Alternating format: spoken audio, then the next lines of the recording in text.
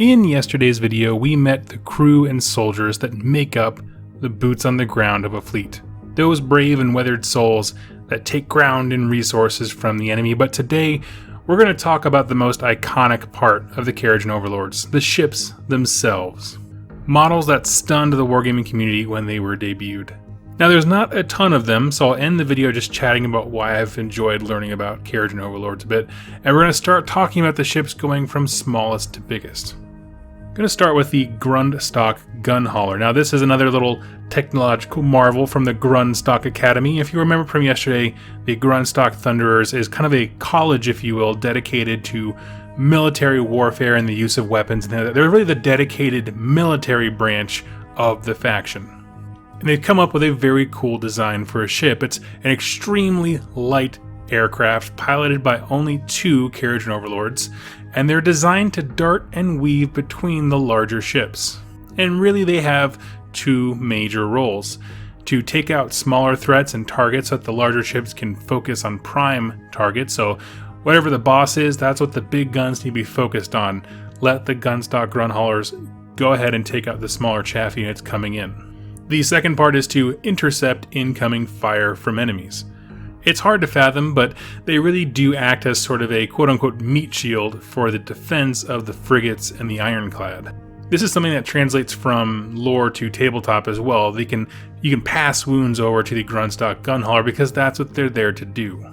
Realistically, think of them as jet fighters and meat shields combined. They're light, fast, and agile.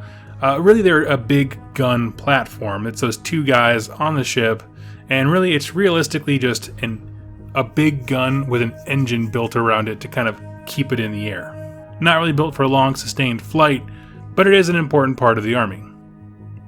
Now the next ship, going from smallest to biggest, is the Archanaut frigate.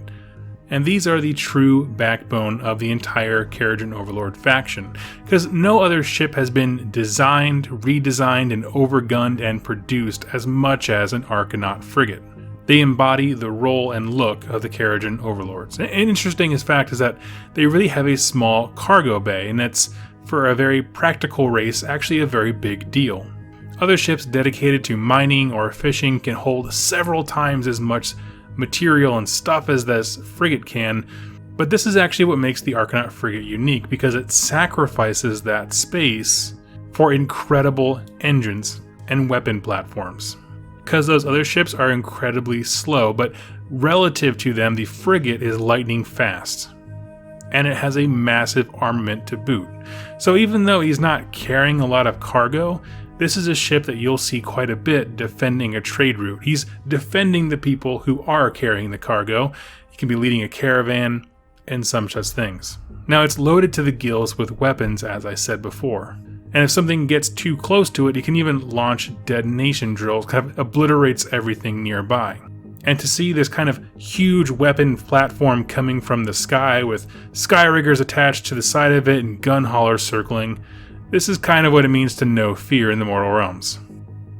Now, lastly is the Archanaut Ironclad. And this is it. This is the big daddy of modern Kharadron Overlord aircraft. Here's the thing. There's a constant balance between how much weight an engine can carry and how much costs there are involved in resources to keep it going and maintenance to use such an engine. So because of that, you get this like sliding scale where there's really an upper limit to how big an aircraft can be based on how efficient your engines are. However, the Ironclad exists due to continued advancements in that engineering technology, because this is the largest kind of mass-produced ether ship available. Now here's the thing, I say mass-produced, they don't produce a lot of them, they're very rare, but it's the same template that you can find across multiple skyports is what I'm trying to say. In addition, there are actually bigger ships that are mentioned. The thing is that they are really just one-offs. They're one of a kind. Anything bigger than this requires special dedication of resources, things like that. And so it's very, very rare to have anything larger than an Ironclad. But even then, the Ironclad is the largest kind of thing you'll see uniformly around the different skyports. And very few are ever made because it takes massive amounts of resources to construct each one of them. It has custom engines, prototype weaponry, reinforced hulls twice over. And all these things come together to make the Ironclad a truly mobile fortress. And this also means that if you lose one in battle, it is absolutely devastating. But with the design given, it's rarely that it happens. Now, with the frigate, we said that it sacrifices cargo space. The Ironclad doesn't. It can hold a full military campaign worth of food, water, and cargo, the best haul from a mining expedition you can imagine, or an entire company of soldiers if they're going specifically on a military exercise.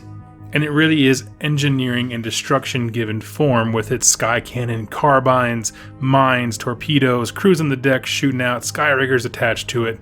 This is going to be like the epicenter of devastation when you fight a sky fleet. And to back it all up, it has an absolutely stunning model. So backing away from the ships, because that's really it for all of them, and they really are fantastic, and for only being 3 models, they add so much to this model range as well as the game as a whole.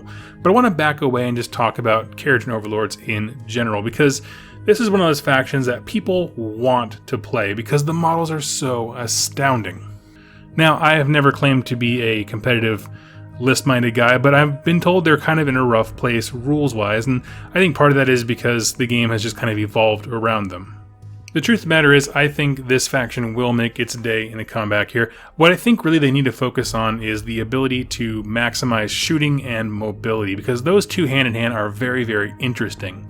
The thing is, when I picture this army descending from the clouds, I think of something that moves incredibly fast, and they probably use a lot of technological stuff to get you away and off objectives, but they don't have a whole lot of melee capabilities to back it up, which I'm sure most people can agree that's not really how they play.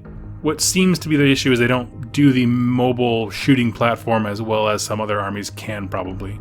That being said, no matter how effective they are, I do believe they do a great job of taking the lore that I just talked about this week and putting it on the tabletop, and it's always those little things that make, bring a lore to the tabletop. By that I mean the sky riggers hooking into the side of the boat. That is so cool. Or the fact that all the leaders are from different guilds and they can all be represented in your fleet is astounding to me.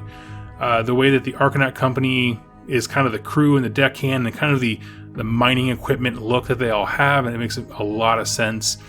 The fact that they would have special sciences and academies dedicated to specific things, like the Grundstock Academy for all the Thunderers and the Gun Haulers and stuff like that. And even just the way they kind of structure their ships, where you have a big capital ship like the Ironclad, some more battleship level type stuff, and then smaller things to keep smaller enemies at bay and just be more maneuverable. All of it just makes absolute sense when you read the stories, and then when you see the tabletop, you're like, oh, okay, that just translates seamlessly, and I absolutely love it. For being a completely new faction they kind of just made one week, it kind of seems that way, it kind of came out unexpected, they kind of harken back to a lot of the old world things that we would know as dwarves or dwarden that I really found interesting. I talked before about how there's no more lineage system. It doesn't matter who your father and father were, what they did. It matters your personal merit, and then you can display your personal merit like the Grundstock Thunderers do, but that functionally is just a resume. That's a good hearkening and reimagining of how lineage stuff used to work. Likewise, taking the things that old world dwarves to focus on, like gyrocopters and having good weapons and technology and engineering, and just taking that to the absolute extreme has been so interesting that I've absolutely loved it. And one more thing that I really do love about this faction is, and it's something that I touched on when I did my last video, is there are very few armies in this game that are godless. And by that I mean you have most armies are dedicated heart and soul to a god or a deity of their choosing. Some armies have like multiple gods, so you can have like the Sylvaneth who revere Kurnoth as well as Alariel, or you have, everyone in order just kind of has some reverence towards Sigmar. Legions of Nagash, they're all just Nagash is one, all are Nagash kind of thing. But then you get here and it's like, they acknowledge that the gods exist, but they just had nothing to do with them. We just do our own thing. You know what I mean?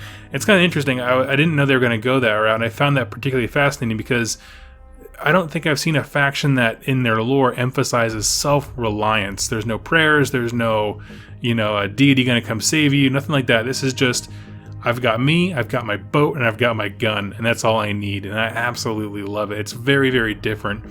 And in a setting that revolves around the toils of gods and men and demigods and all those things, having this faction stand out and be like, I don't care what any of you guys want, we're on our own. You know, it's a big middle finger to that whole narrative, and I absolutely think they have a place in this world. The next nearest thing I can think of is probably like Slaanesh, who they're godless, but they know their god exists, he's just locked away somewhere. But to truly reject the Pantheon in favor of self-reliance and your own intellect and your own ingenuity and designs is truly different. It's what sets them apart. I'm very interested to see how something like Clan Scryer for Skaven kind of compares to these when you have two factions that are very mechanical based and very design scientific intensive. Of course, the Skaven one's going to be much more like ramshackle and stuff like that, and that's great. Totally different look, and I think it's going to have a lot of different feels. But I love the idea of bringing high levels of technology and self-reliance into the mortal realms. So friends, those are all my thoughts and more on the Kharadron Overlords, and I want to hear your opinion on the army.